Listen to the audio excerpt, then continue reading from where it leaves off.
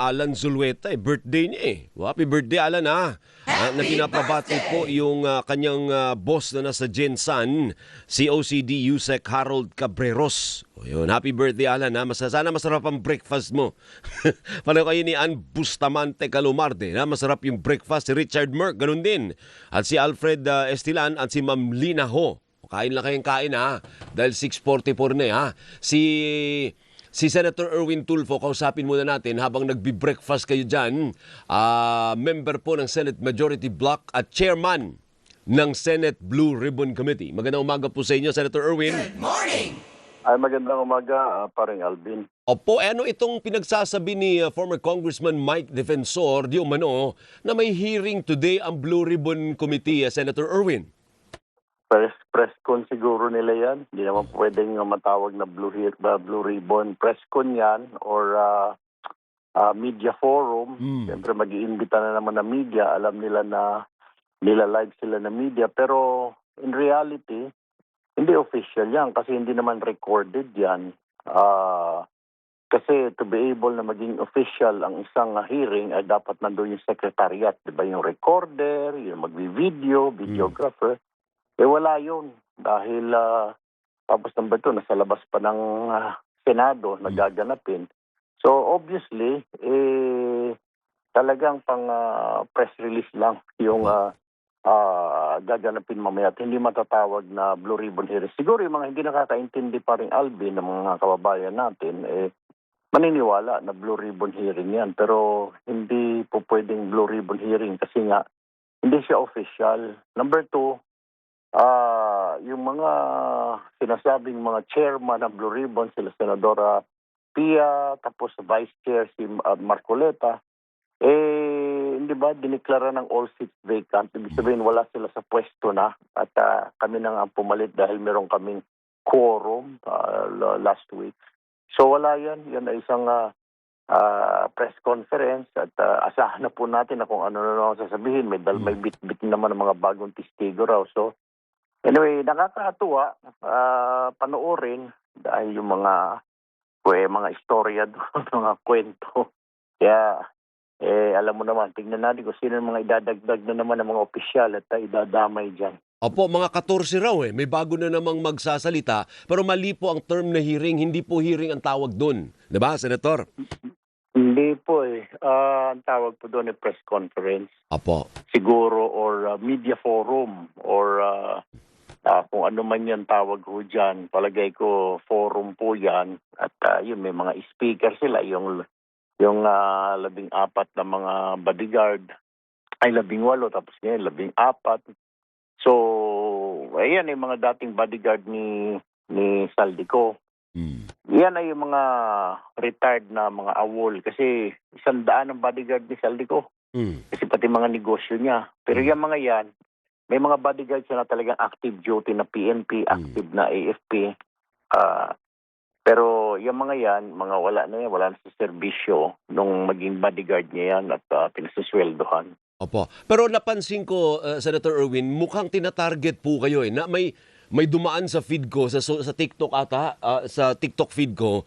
Ang tinitira po kayo, ang sabi, parang nagdala kayo ng babae dun sa camera nung congressman kayo. Naalala ko yun Paano naman tayo magdala pakita nila yung CCTV.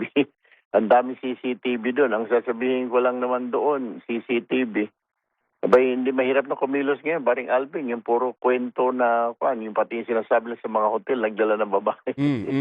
Sa CCTV. Dalhin nyo yung CCTV. Ako, challenge ko sila. Hingin nyo ng doon sa Kongreso, ibigay nyo, yung sec dyan ng Kongreso, bigyan nyo ng CCTV. Ako nagdala ako ng babae dyan. At pati sa mga hotel na pinagbabanggit na, kaya ako'y natatawa na lang. At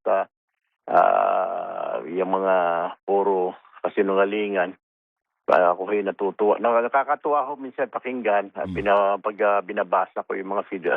So, hindi kayo nababahala, Senator? Hindi kayo tinatablan ng ganyan? Hindi, alam mo, Maring Alvin, dinimanda ko na nga yung 3, yung nagawa-gawa na human trafficking. Pagkatapos, anong human trafficking doon? Number 1, CCTV ulit. Tignan yung mga hotel. ipresenta nila. Okay, magdala sila na talaga may babae akong kasama, may babae akong dinala. Ewan ko, pagkatapos yung mga maleta. Kaya nag-file na ako ng demanda para, in fairness naman din, kasi sabi ni si Attorney Talikod, sino ba yung attorney nila? Baligod, Ah, baligod. ah, Baligod.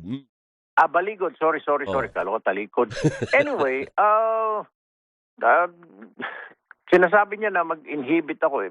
Well, fine. Sabi ko, pag nagkaroon ng special session, yung bubuuin na talaga yung totoong Blue Ribbon. Bubuuin yon at pagkatapos, doon magsasagawa tayo, mag-designate tayo ng subcommittee na hahawak ng lahat ng investigasyon sa flood control. Hindi natin iniiwasan kasi ang pinapakita lang sa tao, lalo na Senator Cayetano, na tinatagot, iniiwasan ng blang Senado ng Blue Ribbon, yung flood control investigation. Hindi po, open po kami. Kaya nga po si Senator Kiko Pangilinan po maghahawak po niyan, pag-chair ng subcommittee niyan, basta anything to do with flood control. So, pero sana po matapos na ito, naibigay na ho yung unang set ng flood control hearing po namin. Naibigay na po sa ombudsman. Pinag-inaaral na po ngayon ng ombudsman. Ewan ko, alam kung katapusan ito. Pero sige lang ho, kung yan ang gusto nila, no problem, may subcommittee naman tayo. Yeah. So, Kaya mag-i-inhibit po ako at hindi po ako hahawak ng flood control. Si Senator Kiko po ang hahawak po ng flood control, paring Alvin. Opo, ngayon bukas, ready na po kayo sa special session.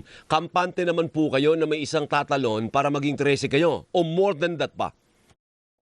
Alam mo, naawa nga ako, may napakita ako na tinitira nila dahil mag-a-attend si Senator Joel Villanueva sa session bukas. Binanata na, tinira na kayo ng black propaganda, kesyo pumunta raw sa isang country club sa Baguio, kesyo 150,000 daw. Nakapunta na rin ako dati doon pero wala namang 150,000 na kwarto o na villa doon. Kaya kasinungalingan yung per day. Sobra yung kwento.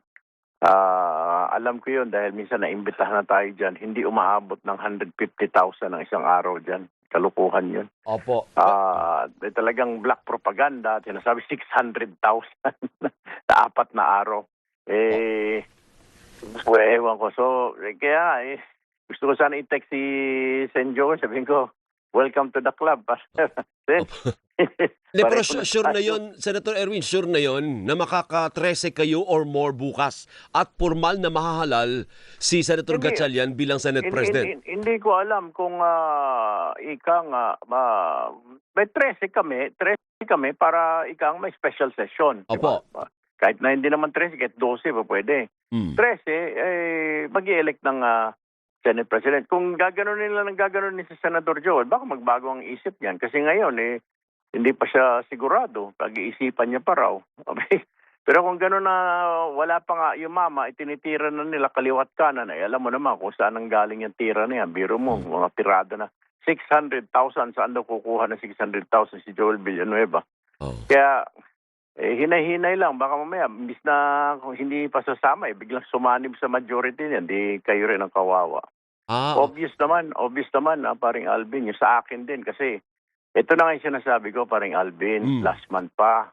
Nung lumabas yung mga pangalan namin ni Sen. Rapi sa mga survey na the only group daw tatalo kay ganito, kay ganon, nakiusap po tayo, huwag niyo kaming isama dyan dahil marami yung nagbo-volunteer at gusto maging presidente, vice-presidente. Bakit kami naisip ninyo?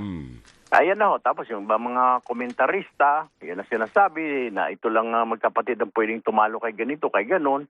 Meron pang isang attorney, mas maganda magiging vice presidente si ganito. Yung mga kalaban ho, nang gagalaite dahil meron ho silang manok. Sabi ko nga ho wag muna kami, dyan muna. Marami ho nagbo-volunteer dyan, ba't kami nahimik dito? Kami ho tinitira. I think it is the result of sa mga survey, sa mga comment na rin ng mga political analyst na kami magkapatid ang tatalo doon sa isang kandidato. Wag naman ho. Tinarget kayo. Tinarget kaagad kayo. Obvious naman, di ba? May simula na lumutang yan kung ano-ano ng kasinungalingan. Yan po ay kasinungalingan. Ako na ho mismo na nagsabi, wala po akong flood control, paring Alvin. Di ba? Sinasabi niya 18. Bakit ako, saan manggagaling bibigyan ako ni Saldi ko na 18 maleta ng para Tama, galing tama. sa flood control. Wala namang flood control. Tignan mo yung GAA, General Appropriations Act, simula nung mag-congressman ako 2022 hanggang umakyat ako sa Senado, wala ako diyan. Wala rin ako sa mga Cabral files. Tignan niya. Yeah. Wala rin ako doon. So, wala eh. Hindi ho tayo humingi ng mga flood control. Dahil saan ko naman ilalagay, paring Alvin? Nung ako'y kongresista, nung ako ay party list, wala namang teritoryo ang party list eh. Di ba? Tama, Kung may tama. distrito sana ako, ilalagay ko doon sa distrito. Wala namang distrito ang party list. Oh. Bakit ako hihingi ng pang-flood control? Ba't ako hihingi ng infrastruktura? Wala akong distrito. Sige nga. O, yun Senator, ang sinasabi ko, puro kasinungalingan eh. Opo, babalik po ako sa special session. Ano po? Yung posisyon po ninyo, kahit 12 lang kayo, halimbawa lang, hindi pumunta yung Cayetano Block, tuloy pa rin yung special session? Opo. Yun po Okay. yung utos ng Pangulo at saka majority po kami. Ilan na lang ba sila? 10 na lang 10. sila. O sabi ni 13 na po, magiging 13 kasi 13 po mag-a-attend bukas kasama si Senator Joel. Po. So ilan na ilan na lang ho sila? Di 9 na lang ho sila. 9 na lang. Oo. Oh. Ibig O 9 sabihin, na lang ho sila. so kung may 13 kayo, Baka pa madisgrasya pa, kababanat kay Senator Joel magbago yung isip ng mama, mabuisit sa kanila Kaya tigilan na nila yung pagbabanat-banat nila kay Senator Joel Baka bigla magbago ang isip ng mama, magbumotos, sumama sa majority, di sila nawalan. Di ba? opo. So kung ang 13 na O, yan, pwedeng bumoto ng Senate President bukas. Yun di ba po? Automatiko yun. Yun po yung sa Constitution 13. You have to have 13 senators to elect a Senate President. At yun na rin ang sinasabi ni Senator Alan Peter Cayetano. Kung may 13 kayo, bababa ako. Tignan ho natin. Pinapanalangin ko kagabi pa na magkaroon kami ng 13. Opo, Para ngayon, bumaba na ho, para tumahimik na ho ito, para makapagtrabaho na ho tayo. tama yan. Ngayon, doon naman sa issue ng botohan sa impeachment, ano ang posisyon mo? Pwede bang babaan ang threshold? Kasi ang 2/3 ngayon ng 24-16, tama? Kaya lang may dalawang yung isa nagtatago, yung isa nakakulong. Ano ang posisyon mo doon as senador? Alam mo, parang Alvin, iiwan ko na lang sa korte yan. Hindi ako makapag-decide dyan kasi isa ako sa mga judges. Pag nagbigay ako ng komento na bawasan, oo o hindi o kuan, ako sangayon ako, sige pag-usapan, pero sa korte nyo dalhin yan, di ba? Hindi yung let the courts decide. Kasi sabi naman, yung korte na naman may sabi, di ba? Ang batas na nagsasabi, kailangan 16. So, kami naman ho, magiging, I will sound biased kung sasabihin ko na bawasan, di ba? Dagdagan. Kaya I will just leave that paring Alvin sa korte mag-decide. Dalhin nila yan sa Supreme Court. Siguro pinakamainam ang Supreme Court mag-interpret yan. Naintindihan ko po yung sinasabi niyo na 22 na lamang po kami out of the 24. So, Opo. babaan yung threshold. Naintindihan ko po. Na-intervene na rin ako dyan isang araw. Ang sagot ko po, dalhin na lang sa korte ho yan. Why not, di ba? Nabawasan kami. Pero let the courts decide kung tama ba yan na pagbotohan ng impeachment. Kasi magiging bias naman tayo parang Alvin. Sabihin natin na, babaan din. Imbis na 16, 14 na lang ang pwede para, o 13 na lang para makonvict. Huwag naman. Ika nga, then you're showing weird. Then I'm showing my cards, di ba? Ano magiging decision ko, di ba? So we'll leave it to the court, parang Alvin, pasensya na. Hindi ko Hindi, okay lang. Oo, maraming... Pero yung magandang usapin yan, pero hindi dapat manggagaling sa amin yan. Dapat doon sa korte manggagaling yan. Po, may mag-good morning lang sa'yo. Kulay higad sa araw na ito. Kumustahan mo si Senator Erwin? Magandang umaga po, kapita-pitagan na Senador Erwin Tulfo. Tapos may babanat Bakit mo naman ka. sinabing higad ka? Ganda niyan.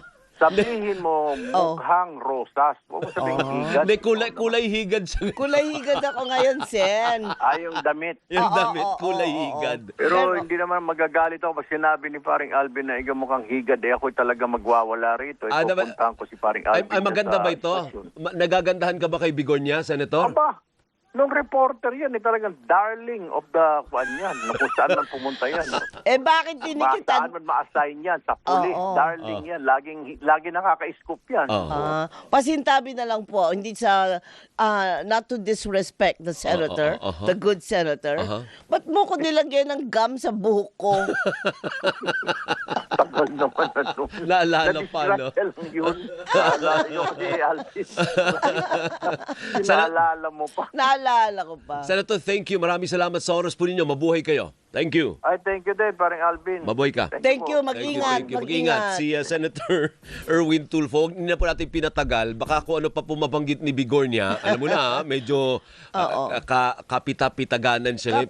Hindi Kapita-pitagan, pwedeng oo. binabastos-bastos Pero mo. yung level kasi ng pagkakaibigan namin, bata pa kami Kaya noon. nga. As in bata Baka pa. may masabi ka kasi, maibulalas ka Oo. na hindi ka nais na